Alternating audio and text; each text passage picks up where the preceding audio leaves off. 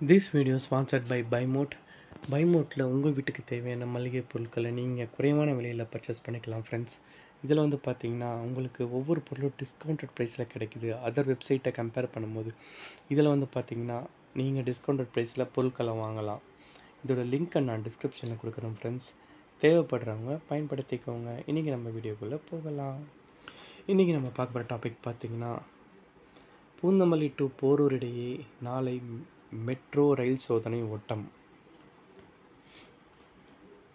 Chennai metro rail இரண்டாம் கட்ட திட்டமான பூந்தமல்லி கலங்கரை விளக்கம் வழித்தடத்தில் பூந்தமல்லி முதல் போரூர் வரை நாளை ஏப்ரல் 28 சோதனை ஓட்டம் நடைபெறுகிறது. 9.1 கிலோமீட்டர் தூரம் கொண்ட இந்த தடத்தில் 10 நிலையங்கள் அமைந்துள்ளன. இந்த ஆண்டு இறுதியில் பூந்தமல்லி டு போரூர் வரை மெட்ரோ ரயில் போக்குவரத்து தொடங்க சென்னை மெட்ரோ ரயில் நிர்வாகம் செயல்பட்டிருக்கிறது. கடந்த 2015 ஆண்டு ஜூன் மாதம் சென்னை மெட்ரோ ரயில் சேவை தொடங்கப்பட்டது. தற்போது சென்னையில் முதல் கட்ட மெட்ரோ திட்டத்தின் விமான நிலையம் முதல் விம்கோ நகர் வரை, பரங்கிமலை முதல் சென்ட்ரல் வரை என 2 வழித்தடங்களில் 54 கிலோமீட்டர் தொலைவுக்கு மெட்ரோ ரயில்கள் இயக்கப்பட்டு வருகின்றன. இந்த மெட்ரோ ரயில்களில் நாள்தோறும் 3 லட்சத்திற்கும் அதிகமானோர் பயணம் செய்து வருகின்றனர்.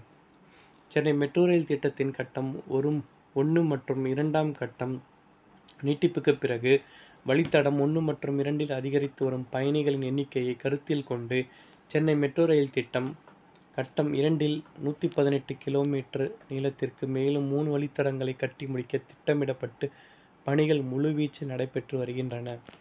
சென்னை மெட்ரோ ரயில் திட்டம் கட்டம் 2 வழித்தடம் 5 மாதாவரம் பால் பண்ணையில் தொடங்கி கோயம்பேடு, போரூர், ஆலந்தூர் வழியாக சோழிங்கநல்லூர் வரை 47 கிலோமீட்டர் நீளத்தில் 5 சுரங்கப்பாதை மெட்ரோ ரயில் நிலையங்களுக்கும் 39 உயர்மட்ட மெட்ரோ ரயில் நிலையங்களும் அமைகின்றன.